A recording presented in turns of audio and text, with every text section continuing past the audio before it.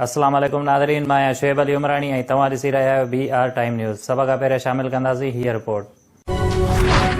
वज़ीर आज़म इमरान ख़ान जो समूरे मुल्क में 9 मई खां मरहलनि तहत लॉकडाउन खोलण जो ऐलान। हुन चयो त लॉकडाउन अक़लमंदीअ सां खोलणो पवंदो, हर शोबे जे लाइ तरीक़ेकार ठाहिणो आहे।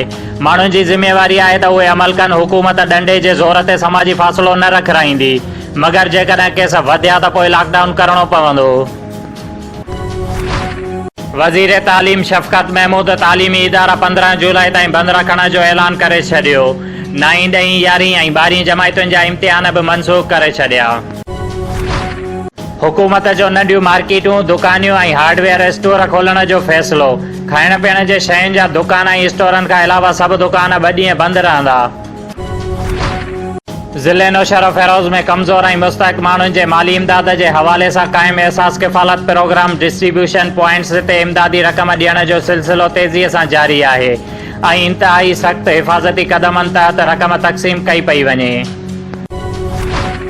नौशहर फ़ैरोज़ में फूड खाते जे फूड इंस्पेक्टर जो एंटी करप्शन सर्कल ऑफिसर जे ख़िलाफ़ डिस्ट्रिक्ट फूड कंट्रोल ऑफिस जे साम्हूं ॿिए ॾींहुं बि एहतजाज जारी ऐं कणक जी ख़रीदारी सेंटरनि ते ताला पिणु लॻाया विया आहिनि। फूड इंस्पेक्टर मीडिया सां ॻाल्हाईंदे ॿुधाए त असां कणक जो टारगेट ई वॾी मुश्किल सां पूरो करे रहिया आहियूं।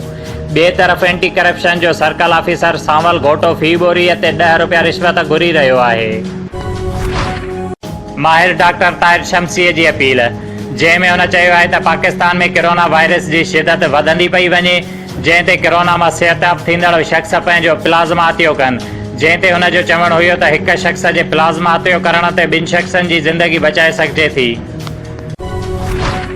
हुकूमत सिंध जे अहकामनि तहत लॉकडाउन ते अमल कराइण लाइ बिरिया रोड जे SHO सजाद अकबर राजपर पंहिंजी ड्यूटी निभाईंदे शहर बिरिया रोड जो दौरो कयो ऐं शहर बिरिया रोड में परचून, खीर, सब्ज़ी स्टोरनि खां अलावा दुकाननि खे पिणु बंदि करायो ऐं अवाम खे हिदायत पिणु कई त जेसीं ताईं हुकूमत जे तरफ़ खां को हुकुम जारी नथो कयो वञे तेसीं ताईं कारोबार बंदि रखियो वञे। SHO ठारूशाह ख़ालिद हुसैन सियाल खे ठारूशाह मां बदिली करे पुलिस इंस्पेक्टर हबीबुल्लाह मरीअ खे SHO ठारूशाह मुक़ररु कयो वियो आहे। ज़िला नौशहर फ़ैरोज़ CIA पुलिस चोरी थियल मोटरसाइकिल जवाबदार अज़हर ख़ान इलियास उज़दार ख़ान मरीअ खां हथ करे मोटरसाइकिल समेत गिरफ़्तार करे वरितो ऐं जॾहिं त CIA पुलिस कार्रवाई करे मंशियात फ़रोश जवाबदार हाकिम अली पंवर खे 20 बोतलुनि शराब समेत गिरफ़्तार करे वरितो।